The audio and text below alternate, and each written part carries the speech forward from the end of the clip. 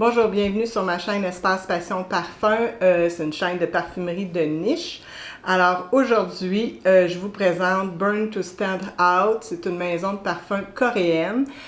Avant toute chose, si vous n'êtes pas abonné à ma chaîne, prenez le temps de vous abonner. Si vous aimez le contenu du vidéo, likez la vidéo, ça me fait toujours plaisir. Et laissez-moi des commentaires à la fin. Alors, Burn to Stand Out, c'est une maison qui défie les normes sociales prédéfinies. Elle veut inviter chaque personne à explorer et exprimer sa véritable identité. Le design de ces flacons s'inspire de bouteilles en porcelaine blanche de l'époque Joseon en Corée. C'est vraiment caractérisé par des courbes raffinées, une structure élégante. Les flacons sont vraiment jolis. Burn to Stand Out s'est fait un nom en très peu de temps. Ils ont envahi les réseaux sociaux. Peut-être que c'est les flacons blancs immaculés qui ressemblaient à la célèbre poterie en porcelaine qui a attiré les gens, je ne sais pas. Ou c'est peut-être l'attitude rebelle de la marque.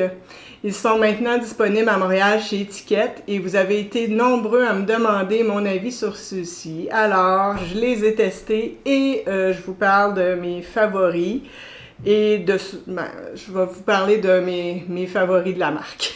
Avec Dirty Rainbow, le Gay Pride est célébré à Séoul au début du mois de juin, puis il y a beaucoup de contre-manifestations anti-LGBTQ+, et le refus des autorités d'accorder une licence au festival, ça a fait en sorte la naissance de ce parfum. Dirty Rainbow a été créé comme une réplique vraiment aux campagnes délibéré aux campagnes de Pride des entreprises qui vraiment utilisent le langage de l'égalité pour valoriser leur marque tout en ignorant les véritables problèmes sociaux auxquels sont confrontés les membres de la communauté LGBTQ+.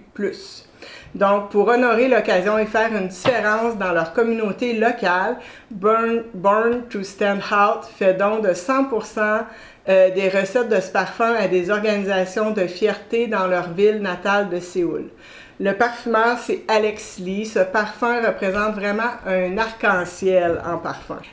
Voici les couleurs. Il y a des fleurs oranges, il y a de la lavande qui va être bleue, violette, il y a des pêches jaunes, le safran va être rouge, le lierre va être vert. C'est un pari risqué là, avec les notes. Je dois dire que dès le départ, on visualise cet arc-en-ciel. On y trouve vraiment là un cuir suédé, là, un cuir qui va être suédé et safrané,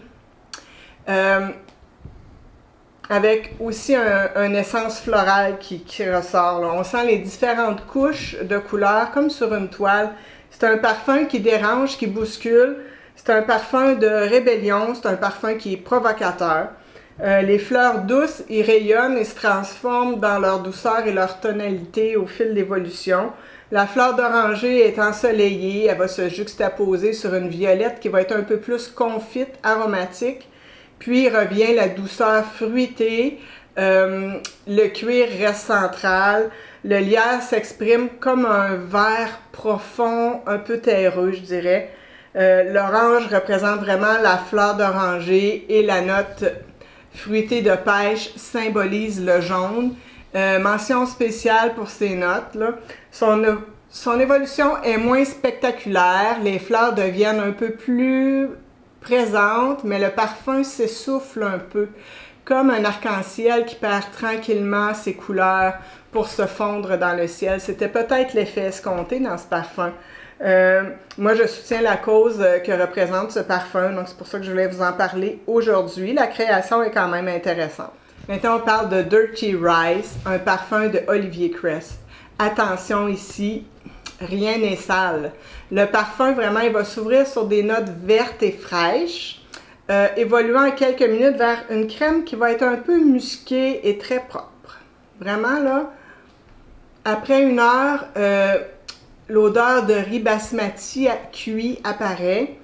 C'est crémeux, mais toujours musqué, sans aucune note sucrée. C'est un riz au lait, il y a des notes florales de pivoine qui apparaissent, qui vont créer une ambiance calme et paisible. Il a une bonne tenue, environ 7 heures, je te dirais qu'il est plus intimiste, son sillage est plus intimiste à modéré. À mesure que le parfum évolue, vraiment le santal crémeux va venir renforcer cette douceur vaporeuse. Il est doux, floral, mais quand même moins vanillé que Santal Basmati de la marque Affinessence, une marque que j'aime beaucoup.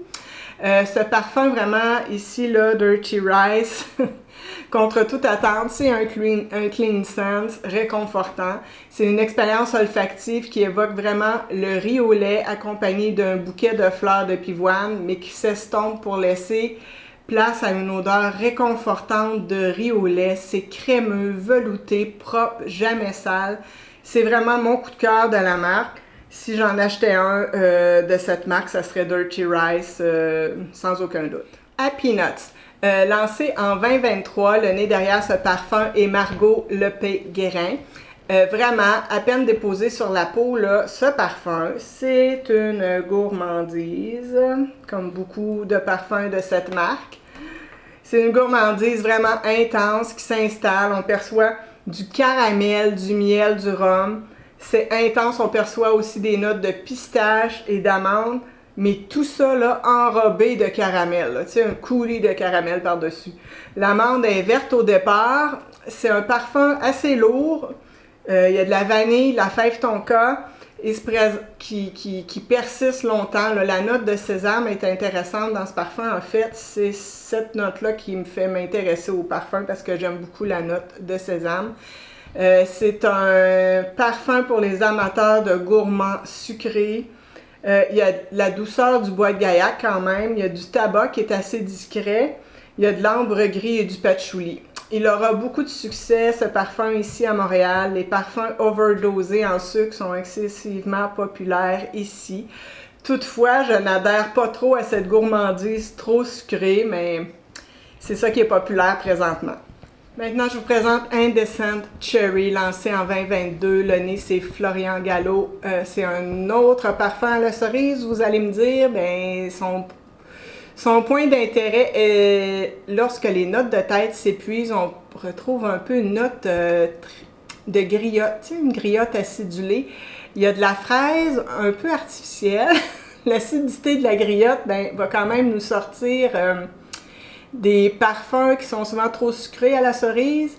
Il y a un côté poudré avec l'association très souvent de l'amande et la cerise au départ qui se démarque avec une pointe de safran ici, par exemple. C'est un parfum espiègle avec un côté ludique.